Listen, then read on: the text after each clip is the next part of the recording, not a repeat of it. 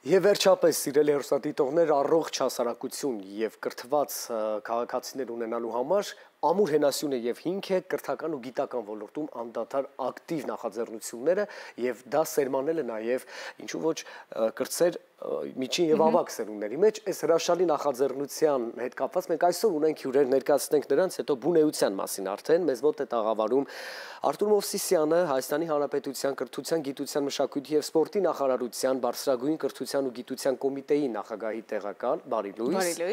և Էլեն Խալինյանը, Ալիխանյանի անվան ազգային գիտական լաբորատորիայի անձնակազմի կառավարման և հաղորդակցության բաժնի ղեկավար, ամենամյա ամփոփիչ գիտաժողով 2025-ի տեղային կազմակերպական կոմիտեի ղեկավար։ Ողջույն։ Բարի լույս։ Ուրախ ենք և շնորհակալ ենք առավոտը մեզ հետ սկսելու ձեր որոշման համար և ինչպես արդեն նշեց Հայկը, շատ կարևոր է տարատեսակ գիտական նախաձեռնությունները և 2022 թվականին մեկնարկել է ամենամյա ամփոփիչ գիտաժողովը։ Այս տարի ևս անցկացվելու է, բայց առաջարկում ենք մի քիչ տեղափոխվել հետ 2022 թվական և այս տարիների ընթացքում ինչ ձեռքբերումներ ենք հասցրել ունենալ գիտական ոլորտում։ Շատ լավ, այո, մեկնարկը ամենամյա ամփոփիչ գիտաժողովին նախորդ անգամ կոչվում էր համահայկական գիտաժողով ամփոփիչ, մեկնարկը տրվել է 22 թվականին և գաղափարը եկավ նրանից, որ 21 թվականից սկսած Բարձրագույն կրթության և գիտության կոմիտեն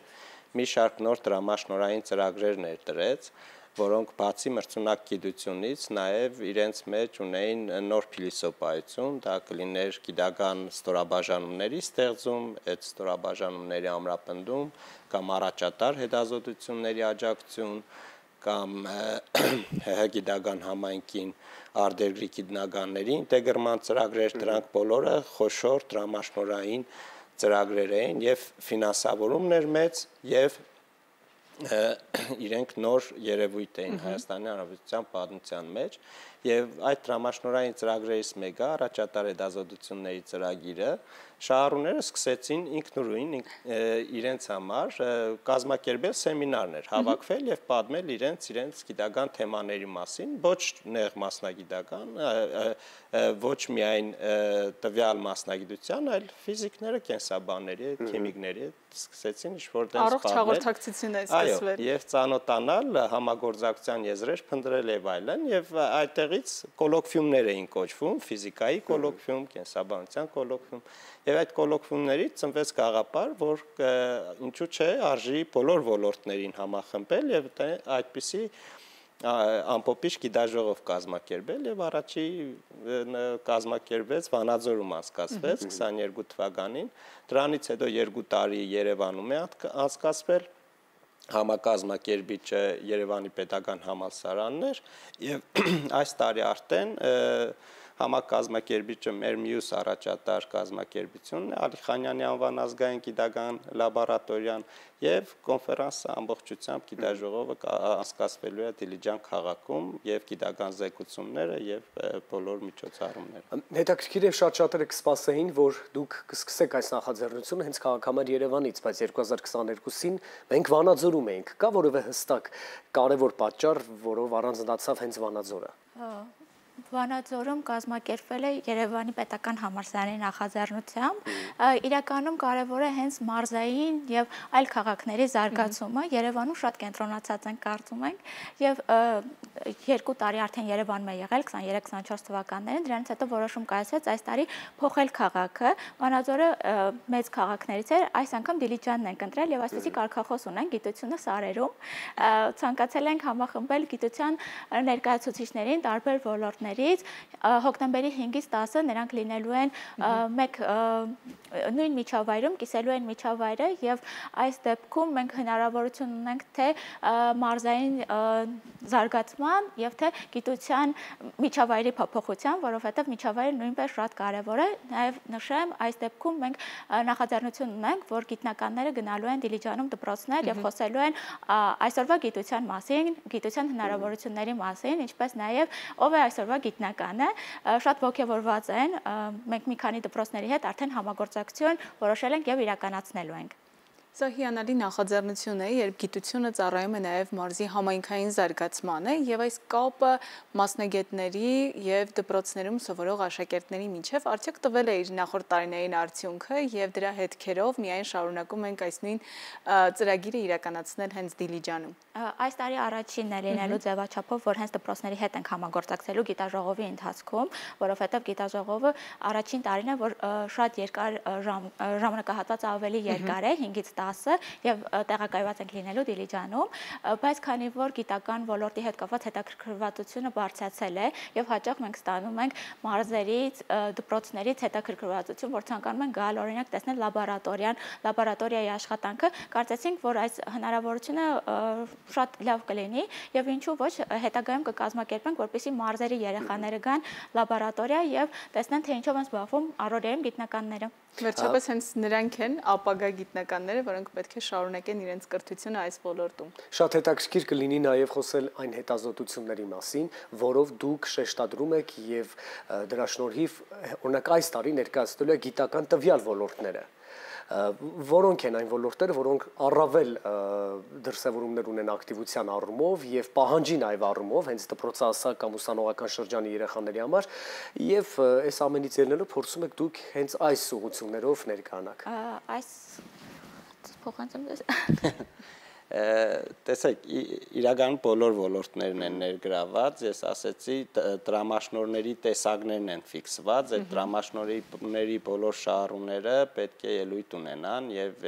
ինչու է նաեւ ամփոփիչ, որ ինչ որ իմաստով դա հաշվետվություն է նաեւ 1 տարվա, 2, 3, 4, 5 տարվա աշխատանքների, որովհետև տրամաշնորհները մինչև 5 տարի ժամկետով են։ Այդ բոլոր տրամաշնորհներում պարդատիր պայման է, որ երիտասարդներ կան ներգրաված, այսինքն բացի նրանից, որ իրենց տրամաշնորհի ղեկավարը, որը արդեն կայացած գիտնական է, պետք է զեկույց ունենա, նաև ներգրաված են երիտասարդները եւ Էլենը կարող է թվերը նույնպես ասել, բավականին շատ երիտասարդներ կան, բացի հիմնական զեկուցումներից։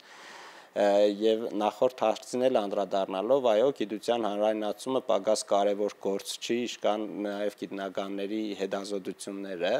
եւ գիտության հանրայնացման առումով նույնպես այս գիտաժողովը եւս մի մասն է այդ գործընթացի եւ հերոստատիտողները երևի գիտեն, հենց հիմա նաև գիտության շաբաթն են տանում Հայաստանում եւ մասնավորապես օպերայի բակում մեր բոլոր գիտական կազմակերպությունները ներկայացնում են իրենց հետազոտությունները, բացի դրանից կա նաև որոշակի աշխատանք դպրոցների հետ։ Նույն այս գիտաժողովի շրջանակներում նշվեց, որ դպրոցներում աշխատանք տարվելու է, մեր այս գիտաժողովի մասնակից գիտնականները էլի իրենց նախաձեռնությամբ նախորդ տարիներին ունեին փորձ հավաքվել, գնալ մարզեր, տարբեր դպրոցներ եւ ներկայացնել իրենց գիտությունը տվյալ դպրոցի երեխաներին, այսինքն գիտության հանրայնացման առումով տարատեսակ աշխատանքներ են անում, յուրաքանչյուր տարի գիտության փառատոն է կազմակերպվում, եւ 3 խոշոր միջոցառում, դա գիտության փառատոն, գիտության շաբաթ եւ ամենամյա ամփոփիչ գիտաժողով յուրաքանչյուր տարի անցկացվելու են, ընդ որում ամենամյա ամփոփիչ գիտաժողովը ինքը բացի հանրայնացման կոմպոնենտից, ինքը շատ լուրջ գիտական գիտաժողով է, գիտական զեկույցներով, միջազգային մագարտակի մրցունակ գիտություն անող գիտնականների կողմից, այսինքն ինքը նաև մաքուր գիտական լուրջ գիտաժողով է։ Հետաքրքիր է հնչում գիտությունը սարերում, մոտավորապես այսպեսի մենք խորագիր ունենք, եւ չեմ կարող այս հարցը չտալ։ Մարզերում բնակվող մեր աշակերտների ուսանողների ընկալումները նման նախաձեռնությունների հետ կապված եւ մայրաքաղաք Երևանի դպրոցահասակ եւ ուսանողական շրջանում գտնվող մարդկանց ընկալումները արդյոք տարբեր են։ Որևէ կերպ փորձում ենք մարզային ուսանողական ու դպրոցական կյանքը լրացնենք մայրաքաղաքով եւ ճիշտ հակառակը, եւ նաեւ ընկալումների մասով իրենց ակտիվության ու մասնակցության մասով, ինչ կասեք այս մասին։ Կնշեմ, որ հաճախ կոնկրետ Ալի Խանյանի անվանազգային գիտական լաբորատորիա այցեր են կազմակերպվում, դպրոցականները տարբեր դպրոցներից հյուրընկալում ենք եւ լաբորատորիայի աշխատանքների հետ են ծանոթանում։ թե Երևանյան ուսանողները եւ աշակերտներն են շատ մեծ հետաքրքրվածությամբ դիտում աշխատանքները եւ թե մարզային մենք այդ հետաքրքրվածություն ունենք եւ կոնկրետ քանի որ տվյալ գիտաժողովը ավելի շատ գիտական արդյունքներին է միտված եւ ամփոփելու ենք գիտական գործունեությունը, որը այս տարիների ընթացքում է իրականացվում եւ կոնկրետ 2025-ին ենք անդրադառնում, ցանկանում եմ շեշտել, որ 90-ից ավել դրամաշնորհային ծրագրերի ղեկավարներ են մասնակցելու եւ 30-ից ավել երիտասարդ հետազոտողներ, ովքեր ներկայանալու են պաստառային ներկայացումով, այսինքն խոսելու են եւ հնարավորություն են ունենալու ավագ սերնդի հետ համագործակցելու, այսպիսով ավելի շատ գիտաժողովի տվյալ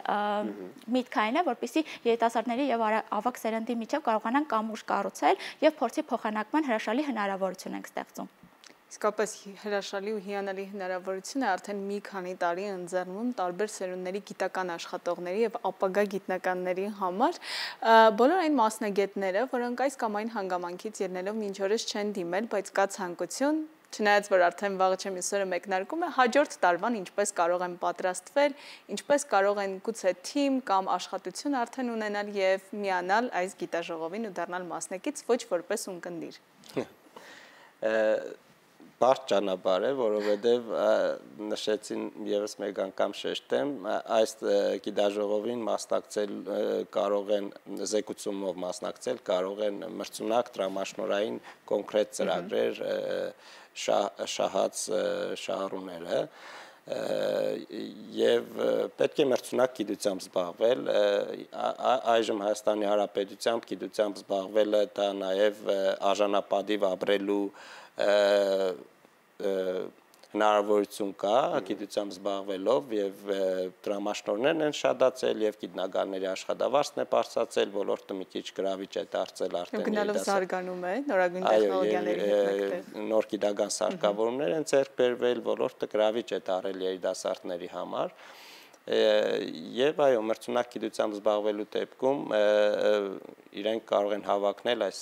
գիտաժողովին մասնակցելու, նշեմ նաև, որ յուրաքանչյուր տարի այս գիտաժողովի պոտենցիալ մասնակիցների թիվը անդադ աճում է, որովհետև յուրաքանչյուր նոր մրցույթի ժամանակ նոր շահառուներ են գալիս եւ մենք նույնիսկ կազմակերպիչները տեղերի սահմանափակ լինելու պատճառով մենք չենք ներառել օրինակ նախորդ տարվա շահառուներին, որոնք դեռ նոր են այդ դրամաշնորհը շահել եւ առանձնապես շատ աշխատանք դեռ չեն արել, այսինքն մենք դիտավորյալ մի քիչ սահմանափակում ենք տեղերը, որ թե իրական շահառուները ավելի մեծ են։ Շնորհակալ ենք անչափ ամենամյա ամփոփիչ գիտաժողովը այս տարի եւս իրականություն դարձնելու համար, հաջողություն ենք մաղթում բոլոր ծրագրերին եւ այս օրերի ընթացքին ու հուսանք, որ կրկին կհանդիպենք նոր նախագծերով, նոր ծրագրերով։ Շնորհակալ ենք։ Շատ կարևոր գործի հետևում եք կանգնած, այո, յուրաքանչյուրս ունենանք փոքրիկ ներդրում մեր մտածողությամբ եւ վարվելակերպով գիտական ու կրթական աշխարհը զարգացնելու համար։ Այս բան սիրելիներ, մենք եթերը փոխանցում ենք լրահոսի մեր գործընկերներին, լինենք տեղեկացված, ես ու Մանեն կրկին կլինենք րոպեներ անց եթերում, խնդրեմ։